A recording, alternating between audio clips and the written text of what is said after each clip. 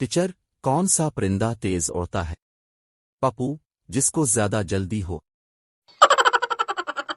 نہ بیٹے سے، یہ دروازے پر گندے ہاتھوں کے نشانات تمہارے ہیں۔ بیٹا، جی نہیں امی جان، میں تو لات مار کر دروازہ کھولتا ہوں۔ الحمدللہ کبھی اسکول میں پوزیشن لینے کی منافقت نہیں کی، ہمیشہ دوسروں کو موقع دیا۔ ہم کلاس میں بیٹھ کر نہیں پڑھتے تھے، یہ ہمیں آن لائن پڑھانے چلے ہیں۔ بچپن بھی کتنا فنی تھا، نہ رات کو چادر اوڑھ لینے کے بعد لگتا تھا کہ اب بھوت نہیں پکڑ پائے گا۔ اگر مہمانوں کے بچے بدتمیز ہوں تو ٹافی کے بہانے ان کو سائیڈ پہ لے جا کر ان کی مرمت کر دیں۔